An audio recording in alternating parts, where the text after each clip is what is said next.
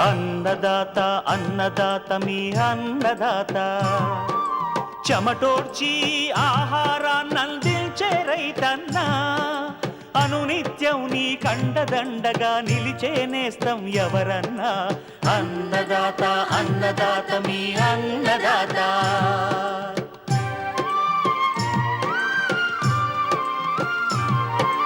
నూతన రీతుల సాగుబడికి, నూరింతలు పెరిగే దిగుబడికి సూచనలిచ్చే సస్య రక్షణకు, పశు పోషణకి శాస్త్ర విజ్ఞానం అందించి ముందుకు నడిపే తెలుగు రైతు భారతదేశానికి మకుటం అయ్యేలా తీర్చిదిద్దే ఆశయంతో మిమ్ము మేలు కొలిపేది అన్నదాత.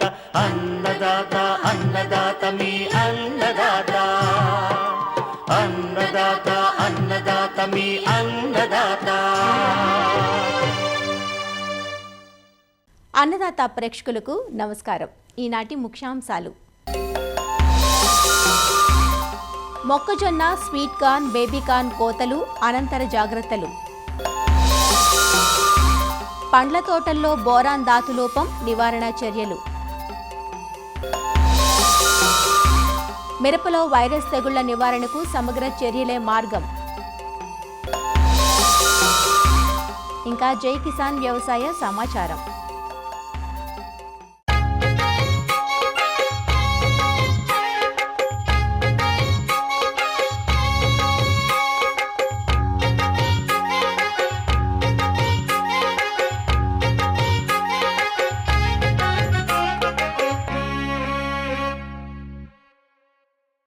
ఆహార ధాన్యపు పంటల్లో వరి తరువాతి స్థానం ఆక్రమించింది మొక్కజొన్న. మొక్కజొన్నను ఆహార ధాన్యంగానే కాక పశువులు, కోళ్ల దానాలోనూ విరివిగా ఉపయోగిస్తున్నారు. ప్రస్తుతం వేసవిలో సాగవుతున్న మొక్కజొన్న కోత దశకు చేరుతోంది. మొక్కజొన్నను గింజ కోసమే కాక పచ్చి కండెలు, స్వీట్ కార్న్, బేబీ కార్న్ల కోసం సాగు చేస్తుంటారు. అందువల్ల ఏ ప్రయోజనం కోసం సాగు చేస్తున్నాం అన్న దానిపై ఆధారపడి ఏ దశలో కోతలు చేయాలో నిర్ధారించుకోవాలి. వివిధ రకాల మొక్కజొన్నలో కోతలు, కోతనంతర జాగ్రత్తల గురించి ఇప్పుడు తెలుసుకుందాం. మొక్కజొన్నలో మనం సాగు చేసే రకాలను బట్టి పక్వదశ, కోతలు మారుతూ ఉంటాయి. ఇవి గింజ తేమ శాతం, రంగు, పరిమాణం మీద ఆధారపడి ఉంటాయి. సాధారణంగా మొక్కజొన్నను వాణిజ్య శైలిలో గింజ కోసం సాగు చేస్తూ ఉంటారు. అలాగే తీపి కండెలు, బేబీ కార్న్ కోసం కూడా సాగు చేస్తారు. ఇలా వివిధ ప్రయోజనాల కోసం సాగు చేస్తున్నప్పుడు సరైన దశలో వీటిని కోత చేయటం ముఖ్యం. ముందుగా గింజ కోసం సాగు చేసే మొక్కజొన్నలో పక్వదశను ఎలా గుర్తించాలో తెలుసుకుందాం. పక్వదశకు వచ్చినప్పుడు మొక్కలు పచ్చగా ఉండి కండెలు మాత్రం ఎండిపోయి కనిపిస్తాయి. ఒక్కోసారి మొక్కలు, కండెలు ఎండి ముదురు గోధుమ రంగుకు మారుతాయి. కండెల పైపొరలు ఎండినట్లు పసుపు వర్ణంలో కనిపిస్తాయి. బాగా ఎండిన కండెలు మొక్కల నుండి క్రిందికి వేలాడుతూ కనిపిస్తాయి. కండెలలోని పీచు నలుపు రంగులోకి మారుతుంది. కండెలలోని గింజలను వేలి గోరుతో నొక్కినప్పుడు గట్టిగా ఉండి నొక్కులు ఏర్పడవు. కండెలోని గింజలను వేరుచేసి వాటి అడుగు భాగంలో చూసినప్పుడు కొన్ని రకాలలో నల్లని చారలను గమనించవచ్చు. కోసిన కండెల గింజల్లో తేమ శాతం 25-30 ఉంటుంది. కాబట్టి తేమ 12-15% తగ్గే వరకు కండెలను వారం రోజుల పాటు సూర్యరశ్మిలో టార్పాలిన్ల పైన ఎండబెట్టాలి. తరువాత కండెలను నూర్పిడి చేయటానికి నూర్పిడి యంత్రాలను ఉపయోగించవచ్చు. నూర్పిడి తరువాత గింజల్లో తేమ శాతం 9-10 ఉండేటట్లు 2-3 రోజులు బాగా ఆరబెట్టాలి. ఈ విత్తనాలను గోనె సంచుల్లో లేదా పాలిథీన్ సంచుల్లో భద్రపరిచి చల్లని, తక్కువ తేమ ఉండే ప్రాంతంలో నిల్వ చేయాలి. నిల్వలో గింజలకు తేమ తగలకుండా, ఎలుకలు, క్రిమి కీటకాలు వంటివి ఆశించకుండా ఎప్పటికప్పుడు గమనించుకుని జాగ్రత్తలు తీసుకోవాలి. కంకులను నూర్పిడి చేయటానికి ట్రాక్టరుతో నడిచే నూర్పిడి యంత్రాలను లేదా కరెంటుతో నడిచే నూర్పిడి యంత్రాలను ఉపయోగించవచ్చు. ఇవే కాకుండా కోత, నూర్పిడి ఒకేసారి చేసే కంబైన్డ్ హార్వెస్టర్లు కూడా రైతులకు అందుబాటులోకొచ్చాయి. వీటిని ఉపయోగించటం వల్ల సమయం, కూలీ ఖర్చులను ఆదా చేయవచ్చు. కోత, నూర్పిడి చేసిన తరువాత మంచి గింజలను, పాడైపోయిన గింజలను వేరుచెయ్యాలి. దీనినే గ్రేడింగ్ అంటారు. గ్రేడింగ్ చేసిన తరువాత నిల్వ, రవాణా చేసుకోవాలి. అదే తీపి మొక్కజొన్నలో అయితే పరపరాగ సంపర్కం జరిగిన 3 వారాల తరువాత గింజలు చాలా తియ్యగా ఉంటాయి. పక్వ దశకు వచ్చినప్పుడు పీచు కొంచెం ఎండుతుంది. కండె పరిమాణం, కండెపైన బిగుతుగా ఉన్న ఆకుపచ్చని పొట్టుబట్టి కోతకు సరైన సమయమని గుర్తించవచ్చు. పక్వతకు వచ్చినప్పుడు గింజలు మెరుస్తూ బాగా పెరిగి గిల్లి చూస్తే పాలు కారుతాయి. చక్కెర శాతం గింజ పాలు పోసుకునే దశ నుంచి 10 రోజుల వరకు స్థిరపడి తరువాత క్రమంగా తగ్గుతుంది. కాబట్టి రైతాంగం ఈ 10 రోజులలో నాణ్యతతో కూడిన కండెలను ఒకేసారి కాకుండా దఫాలుగా కోసి మార్కెట్టు చేసుకోగలిగితే మంచి రాబడి పొందవచ్చు. అలానే తీపి మొక్కజొన్నను దఫాలుగా విత్తుకోవటం వల్ల పంట ఒకేసారి కోతకు రాకుండా ఎక్కువ రోజులపాటు మార్కెట్టు చేసుకునే అవకాశం ఉంటుంది. స్వీట్ కార్న్ కోతలు ఆలస్యం చేస్తే గింజలో తీపిదనం తగ్గుతుంది. అందుకే కండెలను కోసిన వెంటనే 1-2 రోజుల్లోపు వినియోగించుకోవాలి. తీపి మొక్కజొన్నను కోసిన వెంటనే పొలం నుంచి షెడ్డుకు తరలించి చెక్క పెట్టెల్లో లేదా అట్టపెట్టెల్లో పెట్టి చల్లని ప్రదేశంలో 0 నుంచి 4 డిగ్రీల సెంటీగ్రేడ్ దగ్గర నిల్వ చేయాలి. కండెలను పాలిథీన్ సంచుల్లో పెట్టి మార్కెట్లో అమ్మవచ్చు.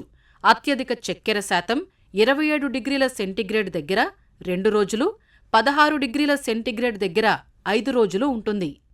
ఇక బేబీకార్న్ విషయానికి వస్తే బేబీకార్న్ కండెలను 40 నుంచి 45 రోజులప్పుడు కండెలు 8 నుంచి 10 సెంటీమీటర్ల పొడవు ఉండి బంగారు రంగు వచ్చి పీచు 2 నుంచి 3 సెంటీమీటర్లు బయటకు వచ్చినప్పుడు, అంటే పీచు వచ్చిన 1 నుంచి 3 రోజులకు కోత చేయాలి. కోత ఆలస్యం చేసినట్లయితే కండెలు 1 రోజులోనే గట్టిపడి కండెలలో పలు రసాయనిక మార్పులు, విత్తనాల అంకురార్పణ జరిగి బేబీకార్న్గా ఉపయోగించటానికి పనికిరావు. ఉదయం లేదా సాయంత్రం వేళల్లో వేడి తక్కువగా ఉన్నప్పుడు కోత చేస్తే కండెల నాణ్యత బాగుంటుంది. ముందుగా మొక్కల్లో పైనున్న బేబీకార్న్ కోసి తరువాతి రోజు క్రిందవి కొయ్యాలి. వేసుకునే రకాన్ని బట్టి మొత్తం 7 నుంచి 8 కోతల వరకు తీసుకోవచ్చు. బేబీకార్న్ కండెలను సైజువారీగా వేరుచేసి ప్యాకింగ్ చేసుకోవాలి. వీటిని 10 డిగ్రీల సెంటీగ్రేడ్ వద్ద 3 నుంచి 4 రోజుల వరకు నిల్వ చేసుకోవచ్చు. ఒలిచిన కండెలు 6 నుంచి 11 సెంటీమీటర్ల పొడవు, 1 నుంచి 1.5 సెంటీమీటర్ల మందంతో ఉన్నప్పుడు మంచి ధర పొందవచ్చు.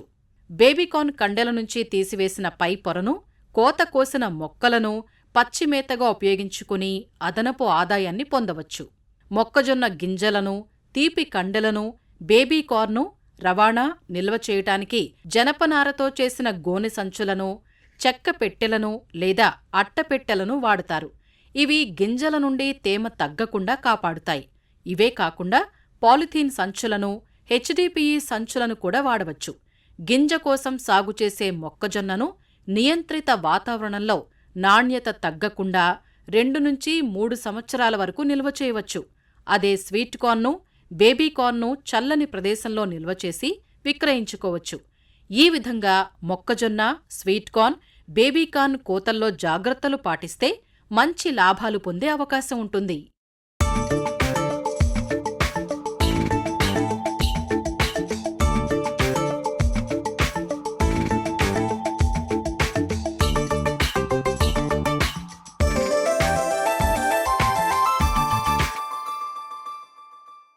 పలు పంటలను ఆశించే వైరస్ తెగుళ్లు చాలా ప్రమాదకరమైనవి.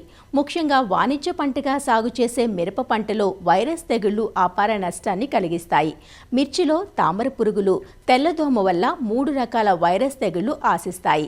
వైరస్ తెగుళ్లకు నివారణ లేదు కాబట్టి ఈ తెగుళ్లను వ్యాపింపజేసే రసం పీల్చు పురుగులను కట్టడి చేయాలి. ఇందుకు సమగ్ర చర్యలు మేలు చేస్తాయి. ప్రస్తుతం పచ్చిమిర్చి కోసం సాగు చేస్తున్న మిరప తోటలు పెరుగుదల, పూత, కాత దశల్లో ఉన్నాయి.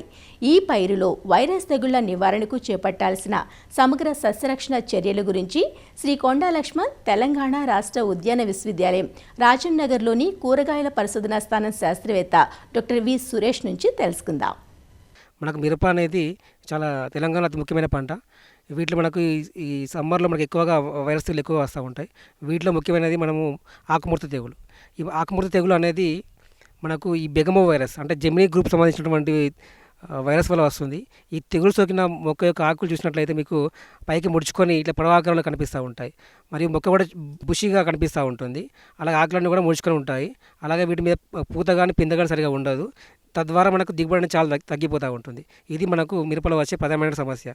మన మిరప ఆకుముడత తెగులు అనేది ఎక్కువగా మనకు తెల్లదోమ అనే రసం పీల్చే పురుగు ద్వారా ఎక్కువగా వ్యాప్తి చెందుతుంది అన్నమాట. ఒకవేళ ఈ తెగులు సోకినట్లయితే రైతులకు దాదాపు 80 నుంచి 100% వరకు కూడా మీకు నష్టం కలిగేసే అవకాశం ఎక్కువగా ఉంటుంది.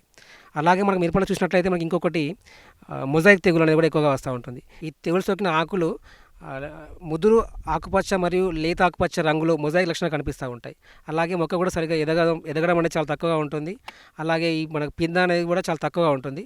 ఒకవేళ పింద ఉన్నా కానీ ఎక్కువ వరకు ఇట్లా వంకలు తిరిగిపోవడం లాంటివి కూడా జరిగే అవకాశాలు కూడా ఎక్కువగా ఉంటాయి. అలాగే మనకు ఇంకొక ముఖ్యమైన తెగులు వచ్చేసి మొబాకుల్ తెగులు అంటుంటాం. దీన్ని మనం ఇంగ్లీష్లో పీనట్ బడ్ నెక్రోసిస్ అంటుంటాం. దీంట్లో ఈ తెగులు సోకిన మొక్క యొక్క ఆకులన్నీ కూడా మనకు ఇట్లా బుషి అపియరెన్స్ అంటే మొత్తం దగ్గరగా ఉండి కనుపులన్నీ దగ్గరగా ఉంటాయి. అలాగే మువ్వ భాగం మొత్తం కూడా ఎండిపోతూ ఉంటుంది.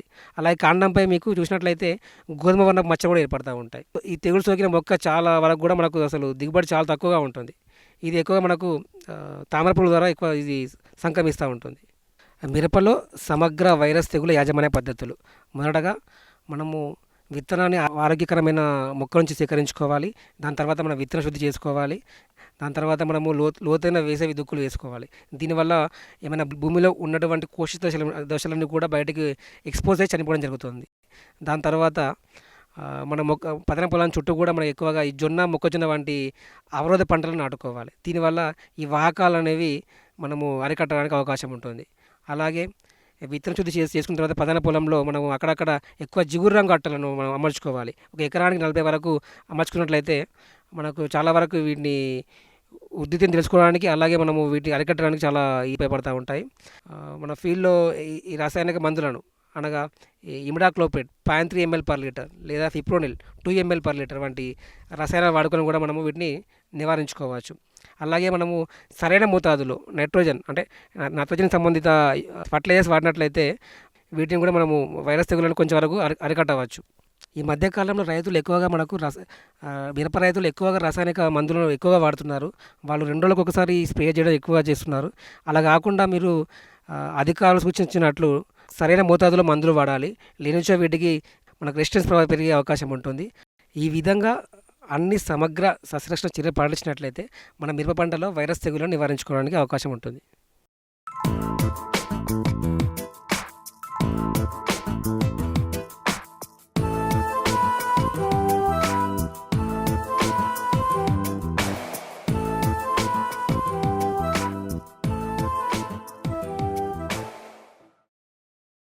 మనం అందించే పోషకాలను సమతుల్యంగా సక్రమంగా అందించినప్పుడే ఏ పంట నుంచైనా ఆశించిన దిగుబడి పొందగలం. మొక్క ఏపుగా పెరిగి మంచి దిగుబడులను అందించాలన్నా మొక్కకు అందించే ప్రతి పోషకం అందుబాటులోకి రావాలన్నా జింక్, ఇనుము, బోరాన్ వంటి సూక్ష్మ పోషకాల పాత్ర ఎంతైనా ఉంటుంది. వీటిలో ఎక్కువగా విస్మరించబడుతున్న సూక్ష్మ పోషకం బోరాన్. ముఖ్య పోషకాలనే ఎక్కువగా వాడుతూ సేంద్రియ ఎరువులను అశ్రద్ధ చేసినప్పుడు బోరాన్ మొక్కకు లభ్యం కాక లోపలక్షణాలు బహిర్గతమవుతాయి. బోరాన్ లోపించినప్పుడు మామిడి, నిమ్మ, బత్తాయి, పుచ్చ, దానిమ్మ, అరటి, టమోటో వంటి పంటల్లో కాయలపై పగుళ్లు ఏర్పడతాయి. అది బోరాన్ లోపానికి చిహ్నంగా భావించాలి. వివిధ పండ్ల తోటల్లో బోరాన్ లోపిస్తే లక్షణాలు ఏ విధంగా ఉంటాయో, ఎలా సవరించుకోవాలో ఇప్పుడు తెలుసుకుందాం. బోరాన్ లోపం ఎక్కువగా పండ్ల తోటల్లో కనిపిస్తుంది. ప్రధానంగా చీని, నిమ్మలో బోరాన్ లోపించినప్పుడు ఆకులు ఈనెల వెంబడి పసుపుగా మారి చీలినట్లు కనిపించి రాలిపోతాయి. ఆకులు మందంగా తోలు మాదిరిగా ఉంటాయి. కాండంపై పగుళ్లు ఏర్పడి జిగురు కారుతూ ఉంటాయి. పండ్లపై నీరు కారి లేత గోధుమ రంగు మచ్చలు ఏర్పడి కుళ్ళుతున్నట్లుగా తయారవుతాయి. పండ్లు పగిలి దళసరిగా మారతాయి. కాయల్లో రసం లేకుండా లోపల గుజ్జు గట్టిగా తయారవుతుంది. బోరాన్ లోప నివారణకు ఒక్కో చెట్టుకు 50 గ్రాముల బోరిక్ ఆమ్లాన్ని చెట్టు పాదుల్లో పైపాటుగా అందించాలి. ముఖ్య పోషకాలతో కలిపి కాకుండా బోరిక్ ఆమ్లాన్ని విడిగా అందించాలి. 1 గ్రాము బోరాక్స్ను లీటరు నీటికి కలిపి పిచికారీ చెయ్యాలి. అరటిలో బోరాన్ ధాతు లోపం ఏర్పడినప్పుడు ఆకుల ఈనెలు ఉబ్బెత్తుగా ఉండి ఆకులు బిరుసుగాను పెళుసుగాను మారతాయి. ఆకులపై నిలువుగా చారలు ఏర్పడతాయి. నివారణకు లీటరు నీటికి 1 గ్రాము బోరాక్స్ మందును 10 రోజుల తేడాతో ఆకులపై 2 సార్లు పిచికారీ చెయ్యాలి. బొప్పాయిలో కాయలు పండ్లపైన వివిధ రకాల బొడిపెలు వచ్చి అక్కడక్కడ చిన్న పగుళ్లతో పైతోలు గరుకుగా ఉంటుంది. కాయ ఆకారాన్ని కోల్పోయి మంచి ధర పలకదు. లీటరు నీటికి 2.5 గ్రాముల బోరాక్స్ను 15 రోజుల వ్యవధిలో 2 సార్లు పిచికారీ చెయ్యాలి. ఇసుక నేలల్లో, చౌడు భూముల్లో పెరిగే మామిడి చెట్లలో బోరాన్ లోపం ఎక్కువగా కనిపిస్తోంది. కాయ దిగువ భాగం గరుకుగాను, నల్లగాను ఉంటుంది. కాయలు పక్వానికి రాకముందే రాలిపోతాయి. కాయలపై పగుళ్లు ఏర్పడతాయి. లోప సవరణ కోసం పిందె కట్టిన తరువాత 5 గ్రాముల బోరాక్స్ను లీటరు నీటికి కలిపి నెల రోజుల వ్యవధిలో 2 సార్లు పిచికారీ చెయ్యాలి. అలాగే దానిమ్మలో ఆకులు పత్రహరితం కోల్పోవటం, నెక్రోటిక్ మచ్చలు ఏర్పడటం, ఆకులు రాలిపోవటం, అధికంగా లోపం ఉంటే మొక్కలు చనిపోవడం జరుగుతుంది. కాయల్లో పగుళ్లు ఏర్పడతాయి. ఎదుగుదల సమయంలో పెరుగుదల ఆగిపోవడం, వేర్లు సరిగా అభివృద్ధి చెందకపోవటం, మగ పువ్వులు అకాలంగా రాలటం మరియు పుప్పొడి అభివృద్ధి బలహీనపడటం, పండ్ల అమరిక సరిగా జరగకపోవటం వంటివి గమనించవచ్చు. లోప సవరణకు సేంద్రియ ఎరువుల వినియోగం ద్వారా మొక్కల నీటి నిలుపుదల సామర్థ్యాన్ని పెంచాలి. పండ్ల అభివృద్ధి దశలో మొక్కలకు క్రమం తప్పకుండా నీరు పెట్టాలి. లీటరు నీటికి 1 గ్రాము బోరాక్స్ కలిపి పండ్లపై పిచికారీ చెయ్యాలి. పుచ్చ, కర్బూజా వంటి తీగజాతి పంటల్లో బోరాన్ లోపించినప్పుడు కాయలు 2-3 అంగుళాల లోతుకు పగులుతాయి. కాయల మీద గోధుమ రంగు మచ్చలు ఏర్పడి కుళ్ళినట్లుగా కనిపిస్తుంది. నివారణకు 2 నుండి 4 ఆకుల దశలో 3 నుంచి 4 గ్రాముల బోరాక్స్ని లీటరు నీటికి కలిపి పిచికారీ చేయడం ద్వారా కాయ పగుళ్లను నివారించవచ్చు. పండ్ల తోటల్లో సూక్ష్మ ధాతువుల లోపాన్ని నివారించాలంటే సేంద్రియ ఎరువులను పుష్కలంగా వాడాలి. చెట్ల మధ్య వానాకాలంలో పచ్చిరొట్ట పైర్లను పెంచి పడదున్నాలి. ఈ విధంగా సమగ్ర పోషక యాజమాన్యం చేపట్టడం ద్వారా పండ్ల తోటల్లో బోరాన్ లోపాన్ని నివారించుకొని నాణ్యమైన దిగుబడులు పొందవచ్చు.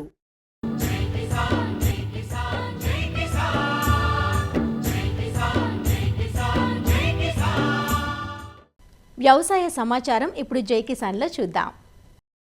ప్రకాశం జిల్లా హనుమంతునిపాడు మండలానికి చెందిన రైతు రమణారెడ్డి 2 ఎకరాల్లో నలుపు రంగు పుచ్చను వేశారు. పుచ్చను బోదెల పద్ధతిలో మల్చింగ్ షీట్ వేసుకుని సెమీ ఆర్గానిక్ పద్ధతిలో వేశారు. పంటను రసం పీల్చు పురుగుల నుంచి కాపాడటానికి పొలం చుట్టూ బంతిని వేశారు. బంతి రక్షణ పంటగా ఉపయోగపడటమే కాక రైతుకు కొంత ఆదాయాన్ని కూడా ఇచ్చింది. 2 ఎకరాల నుంచి సుమారు 40 టన్నుల వరకు పంట దిగుబడి వచ్చిందని రైతు చెబుతున్నాడు. బోదెల పద్ధతిలో వాటర్ మిలన్ పెట్టాము, బ్లాక్స్ మల్చింగ్ సీట్ వేసాము. మల్చింగ్ సీట్ వేసిన వల్ల మనకు తేమ కాపాడుద్ది, ప్లస్ కలుపు కాపాడుద్ది. సిల్వర్ సీట్ పైకి ఉండడం వల్ల ఆ లైటింగ్ దోమ నల్లి అనేవి కొంచెం తగ్గుతాయి. మెయింటెనెన్స్ ఖర్చు తగ్గుద్ది. సోలార్ వచ్చి ఎకరాకు కోసం 5 ట్రాక్టర్లు తోలాము. కాంప్లెక్స్ ఎరువులకు కొంచెం పెట్టుబడి తగ్గింది. మొక్క మొలిసిన తర్వాత రక్షణ పంటలుగా ఫస్ట్ స్టార్టింగ్ చుట్టూ బంతి పెట్టాము. దోమకు వచ్చేసి ఎల్లో స్టిక్ అంటించాము 100, బ్లూ స్టిక్కర్స్ నల్లికి పెట్టాము. అండి కోసము పిల్లో ట్రాప్స్ పెట్టాము. దిగుబడి కూడా మాకు 2 ఎకరాలకు దాదాపుగా 40 టన్నుల దిగుబడి వచ్చేసింది. సెమీ ఆర్గానిక్ పద్ధతిలో అంటే ముందు జనుము వేసాము, తర్వాత పశువుల ఎరువు వేసాము, తర్వాత రక్షణ పంటలుగా బంతి వేసాము. అందువల్ల మాకు ఆశించినటువంటి దిగుబడి నాకు కరెక్ట్గా వచ్చేసింది అనమాట. పంటగా వేసినటువంటి బంతి 450 మొక్కలకు ఇప్పుడు 120 కేజీలు, దాదాపు 4,65,000 రూపాయలు మాకు వచ్చింది. అందువల్ల మనకు రక్షణ పంటగా వచ్చింది, ప్లస్ మనకు 1,500 మొక్కలు అయితే మనకు 4,000 ఆదాయం వచ్చేసింది. అందువల్ల బంతి 2-in-1 ఉపయోగపడుతుంది అనమాట. ఒక 70 సెంట్లు తెల్లపచ్చ కూడా వేసాము. 70 సెంట్లలో కూడా మనకు దాదాపు 9 టన్నులు వచ్చింది. పుచ్చ పంటను పొలం దగ్గరికే వచ్చి కొనుగోలు చేసి ఎగుమతి చేస్తున్నారు. మన దగ్గర పండే పంటను చెన్నై, కోల్కతా, బెంగళూరు, బంగ్లాదేశ్, నేపాల్ వంటి దూర ప్రాంతాలకు కూడా ఎగుమతి చేస్తూ మంచి ఆదాయం పొందుతున్నామని వ్యాపారులు చెబుతున్నారు. ఈ నలుపు రంగు పుచ్చ కోసిన తర్వాత 15 నుంచి 20 రోజుల వరకు రుచి తగ్గకుండా నాణ్యంగా ఉంటుందని చెబుతున్నారు. కొనుగోలు చేశాను. మద్రాసు, నెల్లూరు లోడింగ్ వేస్తున్నాం. మాది ఇంకా ఎక్కువగా సరుకున్నా కానీ మేము బంగ్లాదేశ్, కలకత్తా, సిలిగుడి పంపిస్తాం. టన్ను మేము 10.5 తోటి కొనుగోలు చేసినాం. ₹10 తీసుకొని 11 తోటి ఇచ్చేసినాం బయటికి. రోజు ఒక 30 టన్నులు 40 టన్నులు దాకా కొనుగోలు చేస్తాను నేను. బంగ్లాదేశ్, కలకత్తా, అక్కడ నుంచి వాళ్ళు ఇంకా ఏరే పార్టీ తీసుకొని నేపాల్ అక్కడ బయటకి ఇచ్చేస్తాం. ఆంధ్రా కంటే కలకత్తా ఎక్కువ సేలింగ్ అండి. బ్లాకే ఎక్కువ ఎక్స్పోర్ట్ బాగా నడుస్తుంది. 10 రోజుల నుంచి 20 రోజుల దాకా ఉంటుంది. ధాన్యానికి గిట్టుబాటు ధర దక్కక నెల్లూరు జిల్లా రైతులు ఆందోళన చెందుతున్నారు. జిల్లాలో ఈ రబీ సీజన్లో 5 లక్షల ఎకరాల్లో రైతులు వరి సాగు చేశారు. 15 రోజులుగా కోతలు ముమ్మరంగా సాగుతున్నాయి. జిల్లాలో ప్రభుత్వం 298 ధాన్యం కొనుగోలు కేంద్రాలు ఏర్పాటు చేసినప్పటికీ పూర్తిగా ప్రారంభం కాలేదు. జిల్లా collector, joint collector, civil supply అధికారులు నియమించిన నిబంధనలు ఎక్కడా అమలు కావడం లేదు. వ్యాపారస్తులు తమ ఇష్టానుసారంగా వారికిష్టమొచ్చినట్టు ధరలు తగ్గించి కొనుగోలు చేస్తున్నారని, అధికారులు పట్టించుకోవటం లేదని రైతు నాయకులు ఆవేదన వ్యక్తం చేస్తున్నారు. పుట్టికి 8.5 కిలోలు మాత్రమే తరుగు తీయాలని ప్రభుత్వం చెబుతున్నప్పటికీ మిల్లర్లు, వ్యాపారస్తులు 70 కేజీల తరుగు తీస్తున్నారని వాపోతున్నారు. నెల్లూరు జిల్లాలో ధాన్యం దిగుబడి వస్తూ ఉన్నాయి. రైతుల మద్దతు ధర 19,720 ఉండాలా, 16,000కే రైస్ మిల్లర్లు, డలార్లు రైతుల్ని మోసం చేస్తూ ఉన్నారు. మేము ఇదివరకే 2 సార్లు మెమరాండం ఇచ్చాం. అధికారులు రైస్ మిల్లర్లని, రైతుల్ని కూర్చొని పెట్టి ఒక అవగాహన సదస్సు కల్పించారు. తేమ శాతం ఉందో దాంట్లో రైతులకి, రైస్ మిల్లర్లకి కొన్ని ఇబ్బందులు ఉన్నాయి. 17% వరకు తేమ ఉంటే మీ దగ్గర తేమ శాతం పట్టుకోమని చెప్పారు. 17% పైన ఉంటే శాతానికి క్వింటాలకు 1 కేజీ లెక్కన తీసుకుంటామని చెప్పి 22% వరకు ఒక అగ్రిమెంట్ కుదిరింది. ఆ అగ్రిమెంట్ని కూడా వాళ్ళు తుంగలో దొక్కి వాళ్ళు ఏదైతే ఇంతకుముందు చేస్తున్నారో 920 కేజీలు, ఆ 920 కేజీల పైన మేము శాతానికి 1 కేజీ ఇంకా తీసుకుంటామని 950 కేజీలు ఇవ్వండి, 60 కేజీలు ఇవ్వండి అని చెప్పి రైతుల మీద దుర్మార్గంగా ప్రవర్తిస్తూ ఉన్నారు. నెల్లూరు జిల్లాలో వరి కోతలు మొదలయ్యి 15 రోజులైంది. ప్రభుత్వం ముందుగానే 297 ధాన్యం కొనుగోలు కేంద్రాలను ఏర్పాటు చేసింది. మద్దతు ధర పుట్టికి అంటే 850 కేజీలు 19,720 రూపాయలు కొంటాము, ప్రతి గింజ కొంటామని చెప్పారు. 5 లక్షల 6 లక్షల ఎకరాల్లో వరి సాగు చేశారు. 15 నుంచి 20 లక్షల మెట్రిక్ టన్నుల ధాన్యం దిగుబడి రావాల్సి ఉంది. ఇప్పటి వరకు ఇంచుమించు ఒక 40% వరి కోతలు అయిపోయినాయి. తీరా ఇప్పుడు చూస్తే 4 లక్షల మెట్రిక్ టన్నుల ధాన్యం రైతులు అమ్మేసుకున్నారు. ఇందులో ప్రభుత్వం కొనుగోలు చేసింది 10,000 మెట్రిక్ టన్నుల ధాన్యం. మిగతా ధాన్యం అంతా 16,000కి 17,000కి కొంటా ఉన్నారు. అందులో నెమ్ము పేరుతో పుట్టి 850 కేజీలు అయితే 920 కేజీలు తీసుకుంటున్నారు. అంటే అదనంగా 70 కేజీలు అదనంగా తీసుకుంటా ఉన్నారు. ఇప్పుడు కొత్తగా నిబంధనలు పెట్టింది ప్రభుత్వం. జీపీఎస్ బిగించుకోవాలా ట్రాక్టర్లకి, లారీలకి అని చెప్పారు. ఆ జీపీఎస్ బిగించుకుంటే అది వెంటనే రెగ్యులేట్ కావడం లేట్ అవుతూ ఉంది. ఇప్పుడు జిల్లాలో ఇంకొక వారం రోజుల్లో ఎక్కడ పట్టినా ధాన్యమే. ఆ ధాన్యం కొనేవాడు ఎవరు? నెల్లూరు జిల్లాలో వరి రైతుల పరిస్థితి ఈ సంవత్సరం అంత ఆశాజనకంగా లేదు. వరి వేసినప్పటి నుంచి వచ్చిన పలు రకాల సమస్యలతో దిగుబడులు తగ్గాయి. ఎకరానికి 4 పుట్లు వచ్చే దిగుబడి 3 పుట్లకు పడిపోయింది. ప్రభుత్వం ఏర్పాటు చేసిన ధాన్యం కొనుగోలు కేంద్రాల్లో మంచి ధరలు వస్తాయని ఆశించిన రైతులకు నిరాశే మిగిలింది. కొనుగోలు కేంద్రాల్లో నామమాత్రంగానే కొనుగోలు జరుగుతుండటంతో ధాన్యాన్ని ఆరబెట్టే అవకాశం లేక రైతులు బహిరంగ వ్యాపారులకే అమ్ముకుంటూ నష్టపోతున్నారని రైతు నాయకులు అంటున్నారు. ధాన్యం కొనుగోలు కేంద్రాలు 300 కేంద్రాలు ప్రారంభించాము అని చెబుతున్నా కూడా ఇప్పటివరకు 11,000 మెట్రిక్ టన్నులే ధాన్యం కొనగలిగారు. ప్రభుత్వ అధికారులు అయితే క్రిమినల్ చర్యలు కూడా తీసుకుంటాం, మిల్లర్లు సహకరించాలి, దళారులు సహకరించాలి అని ఎన్ని చెబుతున్నారు. అయితే అది మాత్రం అమలులో జరగటం లేదు. రైతులు ఆరబెట్టుకోలేక వెంటనే ఇస్తుంటే దళారులు మధ్యలో ఎంటర్ అయి 18,000, 18,500కి కొంటున్నారు. మామూలుగా ప్రభుత్వ ధర ప్రకారం అయితే 19,720 ఒక పుట్టి, కానీ అది ఎవరికీ రావటల్లా.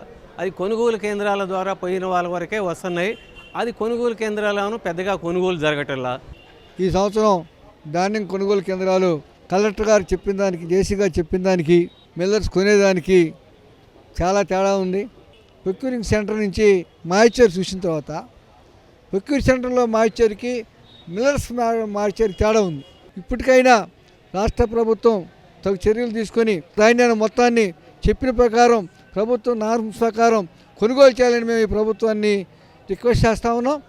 ఇప్పటికైనా జిల్లా యంత్రాంగం రైతుల సమస్యలను దృష్టిలో పెట్టుకుని ధాన్యానికి మద్దతు ధర లభించేలా చర్యలు తీసుకోవాలని పలువురు రైతులు కోరుతున్నారు.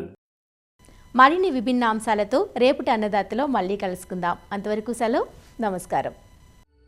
అన్నదాతలు తమ సందేహాలు సమస్యలను 18004254085 టోల్ ఫ్రీ నంబర్లో ఉదయం 10 నుంచి 11 గంటల మధ్య పని దినాలలో సంప్రదించగలరు. ఈ కార్యక్రమాన్ని యూట్యూబ్లో www.youtube.com/అన్నదాత ఈటీవీ లింక్ ద్వారా వీక్షించవచ్చు. అన్నదాత కథనాలు ఈటీవీ విన్ మొబైల్ యాప్లోనూ వీక్షించండి.